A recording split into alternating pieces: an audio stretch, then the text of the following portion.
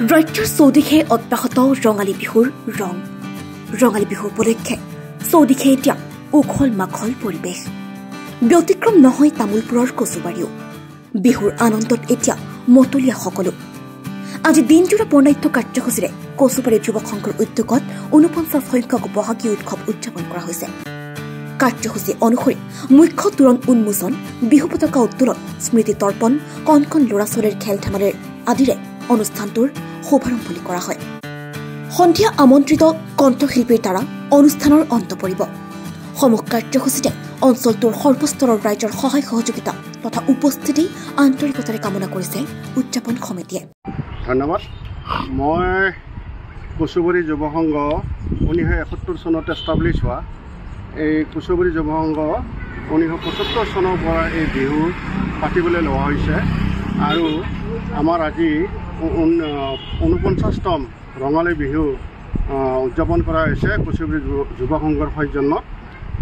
আমি আজিৰ কাৰ্যসূচী আছিলে আমাৰ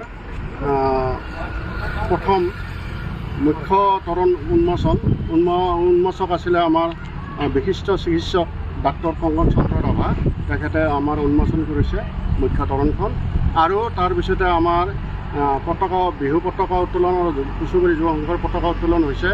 এইটো আমাৰ দুয়োজনে সভাপতি কৰা হৈছে, কচুবাৰী যুৱ সংঘৰ সভাপতি আৰু বিহু উদযাপন সমিতিৰ সভাপতিয়ে এই পতাকা উত্তোলন কৰা হৈছে।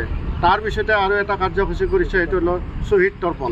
শ্বহীদ তৰ্পণ কৰিছে আমাৰ ইয়াত কচুবাৰীৰে এটা বিশিষ্ট আমাৰ জ্যেষ্ঠ নাগৰিক মাননীয় কুশল চন্দ্ৰ দাসে এই স্মৃতি তৰ্পণ কৰিছে। তাৰপিছত আমাৰ বিষয়ববীয়াসকলে এপা স্মৃতি তৰ্পণত ফুল দিছে। ইয়াৰ পিছত আমাৰ সৰু সৰু ল'ৰা ছোৱালীৰ খেল ধেমালি চিত্ৰাংকন প্ৰতিযোগিতা আৰম্ভ হৈ আছে।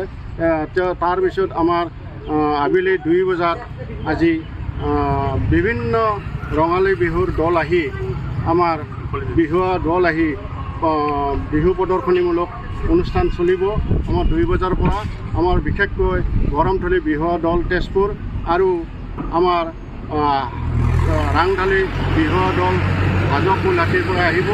তাৰপিছতে আমাৰ সাগৰিকা বিহু দল, তাৰপিছত মানে আমাৰ নলবাৰীৰ পৰা আহিব অকল ছোৱালী দল, তেখেতসকলে আহিব। তাৰপিছত আমাৰ ৰাতিলৈকে আমাৰ কাৰ্যসূচী আছে।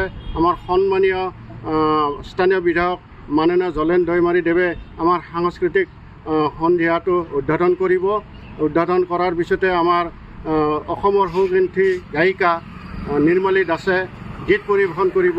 আজি আমাৰ এই ৰভা মঞ্চ ৰজমজনে থাকিব আৰু আমি এই চেগতে সকলো ৰাইজ তথা আমাৰ বিষয়ববীয়াক এই বিহু উপভোগ কৰিবৰ কাৰণে সকলোকে আমি আহ্বান জনাইছোঁ। আমাৰ সৌভাগ্য যে অহা বছৰ আমাৰ 50তম ৰঙালী বিহু উদযাপন কৰা হ'ব।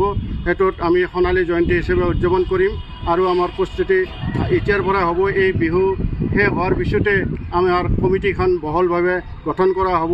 আমাৰ তামোলপুৰ ৰাইজক লৈ পেলাই বিহু কমিটি গঠন কৰা হ'ব। অকল কচুবাৰী বুলি নাথাকে, সুৰাগুৰি, ভোগমাৰী, কচুকাটা, দক্ষিণ চুবুৰী, আমাৰ ৰামী চুবুৰী, দংপাৰ, গিৰিঅপাৰ আদি মানুহ আহি পেলাই আমাৰ এই কমিটিত অন্তৰ্ভুক্ত হ'ব।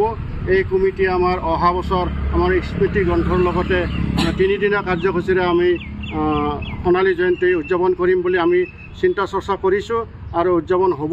আমাৰ ইয়াৰ ৰাইজ সদায় শান্তি আৰু ঐক্যটো বিচাৰি থাকে। সেইকাৰণে আমাৰ 7ম পুৰুষৰ এনাজৰীডাল মজবুত হৈ থকা বুলি আমি অনুভৱ কৰিছোঁ।